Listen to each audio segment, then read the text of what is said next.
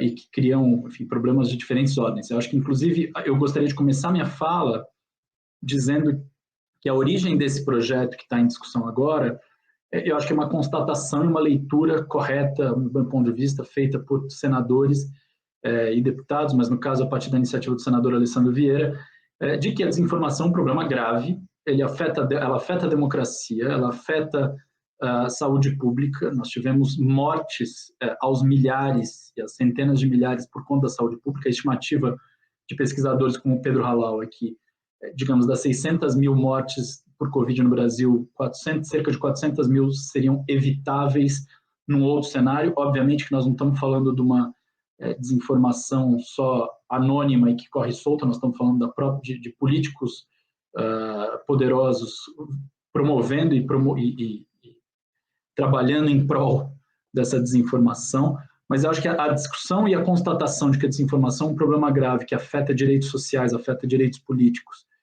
e afeta a democracia, ela é fundamental para a gente entender se é preciso ou não, qual o nível de urgência em se trabalhar respostas para isso. Acho que tem havido respostas e nós não podemos pensar, se a desinformação é um problema multicausal, nós não podemos pensar em respostas unilaterais, nós precisamos pensar em respostas dos diferentes tipos, que vão desde respostas mais estruturantes, como educação para a mídia, respostas de um ponto de vista mais de investigação, respostas no sentido de valorização do jornalismo como uma atividade fundamental que finca o debate público em outras bases, em bases muito mais interessantes para a sociedade do que o debate a partir dos algoritmos das redes sociais, mas precisamos também pensar medidas regulatórias. Acho que o grande desafio do Brasil é que nós não temos hoje um poder executivo comprometido com essa agenda. O que a gente vê em outros países é que, mesmo nos lugares onde o poder executivo está extremamente comprometido com essa agenda, esse debate exige muita reflexão. Não há respostas prontas. Eu coordenei um estudo junto com outros 3 pesquisadores sobre respostas à desinformação em 8 países, e a gente vê que as respostas que estão colocadas em lei hoje, elas têm várias falhas, digamos assim, ou elas, ao contrário, enviesam o problema e jogam na mão de governos, autoridade, para lidar com o que é verdade e o que não é. Mas há um debate, há busca de soluções e há compromissos sendo estabelecidos, tanto compromissos de autorregulação por parte das empresas, como aconteceu no Código da União Europeia. Há discussões importantes sobre responsabilidade e limites de responsabilidade dos intermediários acontecendo nos Estados Unidos. E eu destacaria 2 processos, o do Digital Services Act na Europa, especialmente o do Online Harms White Paper no Reino Unido, mas que no fundo se tornou um Online Safety Bill, um projeto de lei de segurança online, que eu acho que ele especialmente do Reino Unido, busca avançar na melhor medida para enfrentar a desinformação do ponto de vista regulatório. No Brasil, o desafio está posto porque o problema ele é muito grave, ele é de uma dimensão, eu acho que bastante significativa e com impactos, inclusive, na nossa democracia, no processo eleitoral, mas ele é também um problema ele que tem especificidades que são do Brasil e são de países do sul global. Se a gente olhar, por exemplo, o papel dos aplicativos de mensagem, na Nigéria, na Índia, especialmente esses 2 países e alguns países do Sudeste Asiático, nós vamos ver que as respostas para essas questões precisam vir destes países, não virão da Europa, não virão dos Estados Unidos, não adianta nós esperarmos benchmarks dos países do norte global para lidar com essa questão. Então, ante isso, eu queria destacar fazer 2 blocos ainda. Um bloco falando de alguns princípios que eu acho que precisam ser preservados e desafios que estão nesse processo de tramitação dos projetos de lei. Os princípios que me parecem fundamentais que sejam preservados e que a gente deve lidar com eles nesse momento, o primeiro é de olhar para o regime de responsabilidade das plataformas baseado no que está no Marco Civil da Internet.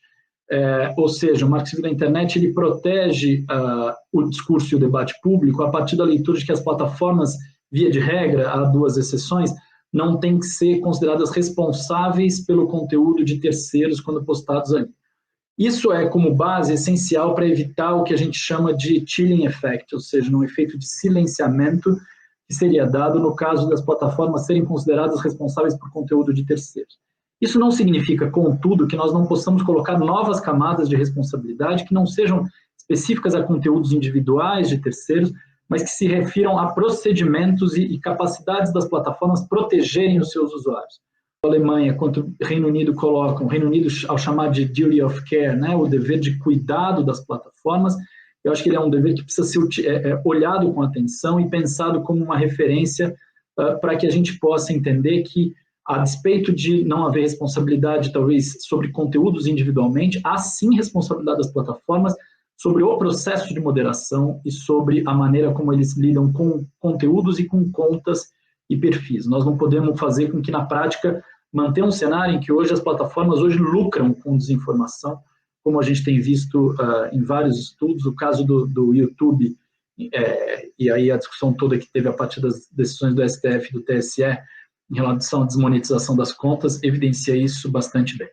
Então, eu diria, garantir sim o regime de responsabilidade do Marco Civil como base para a conversa, mas, ao mesmo tempo, entender que nós precisamos estabelecer uma nova camada de responsabilidades que não se dão em relação ao conteúdo individual de terceiros, mas em relação a processos, a garantia de devido processo, a garantia de transparência, sobretudo a garantia de um dever de cuidado em relação aos usuários. O segundo princípio que me parece fundamental ser garantido é uma compreensão de que a gente precisa, ao mesmo tempo, garantir, fazer com que as plataformas não tenham poder absoluto, mas garantir sim a possibilidade de remoção de conteúdo desinformativo pelas plataformas. O que a gente viu no caso da MP do Bolsonaro, que está no projeto de lei que foi enviado ao Congresso recentemente, é, na verdade, uma tentativa de impedir a remoção de conteúdo desinformativo pelas plataformas. Isso seria um desastre se o PL de fake news incorporar essa posição, ele, na verdade, vai ser um PL de promoção das fake news e não de busca de combate às fake news. O que não significa que nós não possamos garantir uma série de responsabilidades públicas das plataformas, como eu vinha dizendo no ponto anterior. Então, esse equilíbrio de garantir, sim, obrigações públicas para as plataformas, mas, ao mesmo tempo, deixando o espaço para que haja todo o cuidado e remoção de conteúdo informativo, especialmente quando ele tem impacto na saúde pública, na integridade do sistema eleitoral e da democracia brasileira, e na proteção de vidas das pessoas, da dignidade da pessoa humana, acho que isso é absolutamente fundamental. O terceiro e último princípio que eu gostaria de destacar é a importância da gente trazer o princípio da liberdade de expressão, não apenas a partir da sua dimensão individual, mas também a partir da sua dimensão coletiva. Eu destacaria que a Corte Interamericana de Direitos Humanos tem jurisprudência vasta apontando na direção de que a liberdade de expressão não é apenas um direito individual que precisa proteger o direito de qualquer um falar qualquer coisa. Ela não só tem choque com outros direitos, mas ela tem um choque, vamos dizer assim, interno com a própria noção coletiva de liberdade de expressão, na medida em que, para garantir que uma sociedade esteja bem informada, é preciso que haja pluralismo, diversidade, e é preciso que não haja manipulação de informações. Isso, ainda que desinformação no volume que a gente encontra seja um problema razoavelmente recente, né, no volume e no impacto que ela tem, essa jurisprudência já está consolidada na Corte Interamericana a partir de outras leituras, e nós precisamos trazer trazer à tona esse debate da liberdade, da dimensão coletiva da liberdade de expressão. Eu destacaria, inclusive, que a sentença de primeira instância da juíza que avaliou o caso do canal Terça Livre, da remoção do canal Terça Livre, e que validou a decisão do YouTube de remoção do canal do Alan dos Santos, trabalha muito bem esse debate e traz algumas referências sobre a jurisprudência interamericana em relação a esse tema. Então, me parece que isso é para a gente sair de uma armadilha que mantenha a bandeira da liberdade de expressão apenas na mão daqueles que querem a liberdade para mentir e para desinformar. A liberdade de mentir e desinformar se choca com a própria dimensão coletiva da liberdade de expressão, e acho que essa é uma questão fundamental para a gente ter à tona. Por fim, eu quero destacar alguns desafios do processo político nesse momento. Acho que o PL 2630, que saiu do Senado, foi um PL discutido às pressas, evidentemente, com um processo muito atropelado. Ao mesmo tempo, ele traz algumas garantias importantes, e ele precisa ser entendido não como, se nós não temos condições nesse momento de fazer um debate com consultas públicas vastas por parte do Poder Executivo, um debate conduzido por quem vai aplicar essa política, é preciso que a gente tenha, ao mesmo tempo, tranquilidade e urgência, né? Tranquilidade de fazer o debate com a profundidade que ele precisa, mas esse senso de urgência, a capacidade de ler que nós precisamos respostas regulatórias que impeçam situações desastrosas, como a gente tem visto seguidamente, ou seja, nós não estamos falando só de um processo político, nós estamos falando de 400 mil mortes evitáveis por Covid, que talvez pudessem, uma parte delas poderia ser ainda evitável com um diferente regramento do processo de debate público. Acho que nós precisamos encontrar respostas para isso. Eu acho que o projeto ele lida bem com a questão dos conteúdo, do comportamento inautêntico e da questão dos robôs. Nós não podemos ter um tipo de manipulação de debate público por parte desse comportamento. Tem uma questão de transparência relevante no projeto. O projeto dá respostas para a questão dos mensageiros privados como o WhatsApp, ainda que essa resposta seja polêmica, e acho que nós precisamos gastar o pouco tempo que temos para aproximar visões nesse tema sobre o WhatsApp. Seria muito ruim que o projeto saísse legitimando a lógica hoje que combina a esfera pública e privada no WhatsApp, mas que confere toda a proteção privada ao debate público realizado no WhatsApp, no Telegram e etc. Nós precisamos, falando de serviço de mensageria, então nós precisamos buscar respostas que sejam adequadas, que deem o devido equilíbrio entre proteção de dados e a proteção contra a desinformação, e acho que, particularmente, eu tenho a visão de que o artigo 10, da maneira como está lá, faz isso de forma equilibrada, mas sei que há muitas visões em contrário, e acho que seria muito importante que a gente conseguisse construir respostas que deem conta de não manter o status quo nesse caso. É muito grave o status quo, é muito grave a situação opaca e que impede a responsabilização, que, no fundo, cria um incentivo permanente à desinformação nos aplicativos de mensagem. Então, acho que o desafio que está posto, ele continua enorme. Acho que o senador Alessandro Vieira teve um enorme papel aí de conduzir esse processo ao propor o projeto no Senado, e vai ter um papel certamente também na hora que esse projeto voltar ao Senado, a partir das modificações da Câmara. Então, trago talvez esses elementos e esses desafios políticos como os que nos exigem cuidado de, não fazer com que o PL facilite desinformação ao invés de dificultá-la, mas 2, garantir que ele seja efetivo, ainda que como um tapa-buraco, ainda que tentando responder só e mitigar os efeitos imediatos, que ele tenha efetividade e que ele, finalmente, esteja equilibrado em relação aos diversos direitos em jogo. Tenho certeza de que essa é uma preocupação do deputado Orlando Silva e será uma preocupação dos senadores quando ele voltar ao Senado. Obrigado, Ricardo. Obrigado, João, pela exposição, e já chamo aqui o senador Alessandro Vieira, que o Brasil teve a sorte de ter esse debate legislativo iniciado pelo senador Alessandro Vieira, no Congresso, no Senado, no caso, e também por ser formado em Direito e ter exercido a atividade não advocatícia, mas como delegado, e aí ter uma sensibilidade especial também com a percepção penal, que é algo muito importante em todo esse arcabouço de regulação da internet, quanto toca desinformação e proteção das instituições. Então, e agora também, né, senador, como candidato da terceira via, que a gente também aqui aplaude também a iniciativa do senhor como presidenciável, e esperamos que o senhor conduza o PL 2630 como foi conduzido no início, né, em seu retorno. Então, agradeço, e eu vou deixar alguns pontos, João, para o debate, que eu tenho alguns pontos para levantar para você de sua apresentação. Senador, o senhor tem a palavra. Muito obrigado. Obrigado, professor Ricardo. Um prazer estar conversando com vocês, tanta gente capacitada e consciente do desafio que nós temos. Bom, tentando ser objetivo.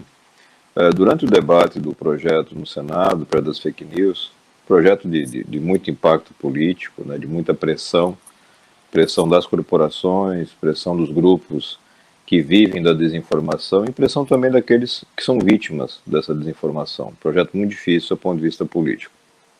E naquela época eu falava o tempo inteiro que a urgência se dava pela gravidade dos fatos e pela gravidade do impacto que nós teríamos em 2 situações, pandemia e situação de processo eleitoral. E os fatos mostraram que a gente tinha razão na nossa posição, né? Sem querer ser dono da verdade, mas é melhor você ter uma regulamentação que deixe claro que as ferramentas usadas para disseminar conteúdo falso ou desinformativo precisam ser reguladas, e essa regulação passa por uma responsabilização das plataformas.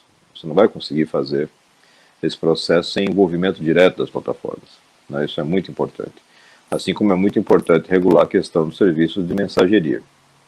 O desafio que nós temos nesse momento é conseguir massa política suficiente disposta a enfrentar o desgaste.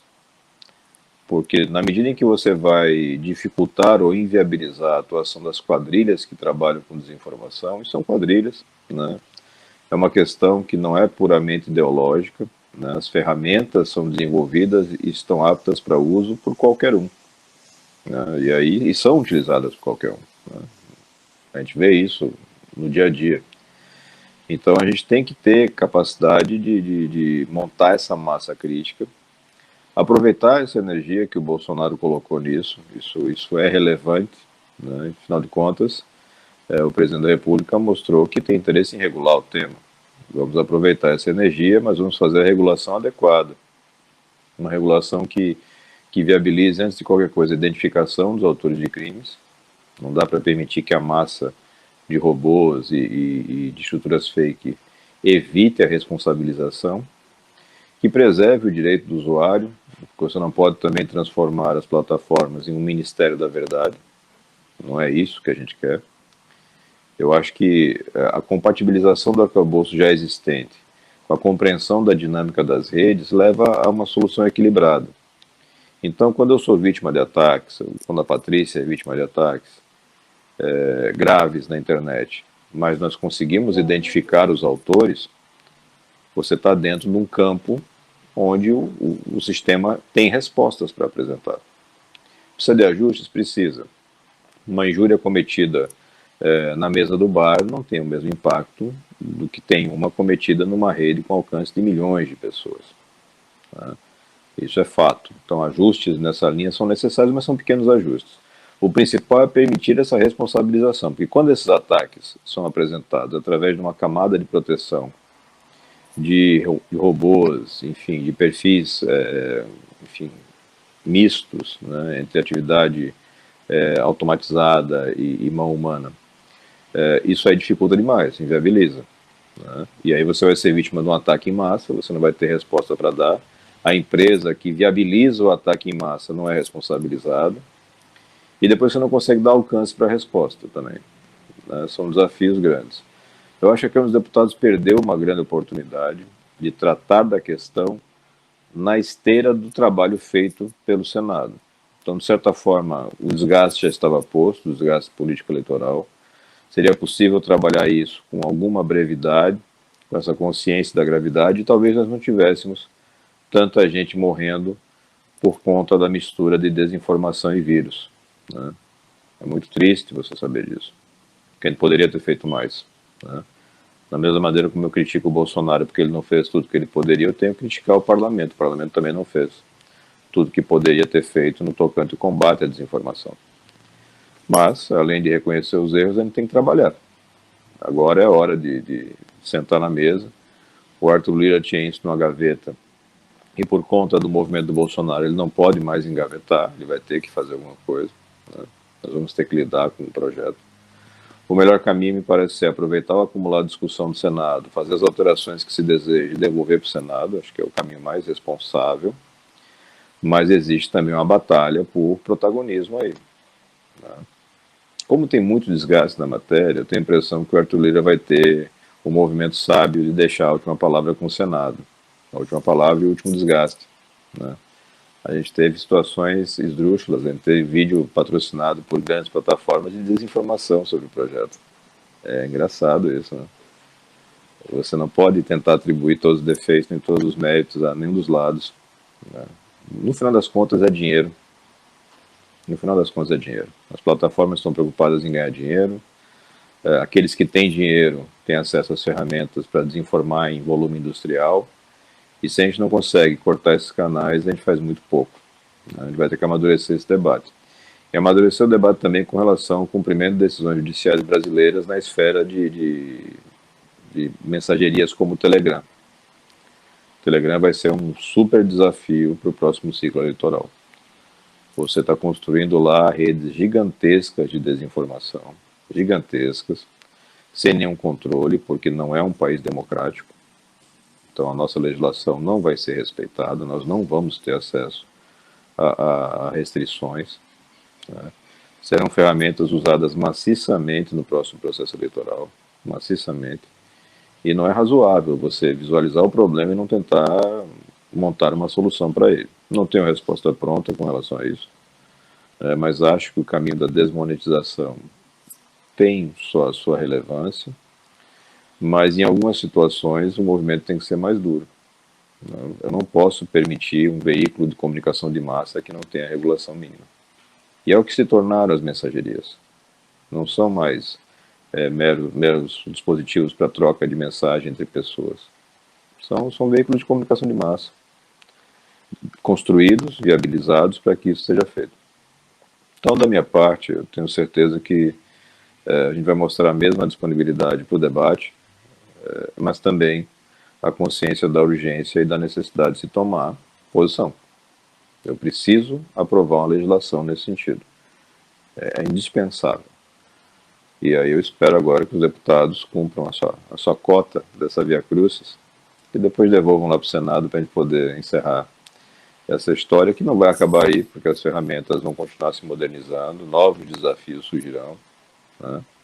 Mas essa corrida hoje tem os criminosos num ponto de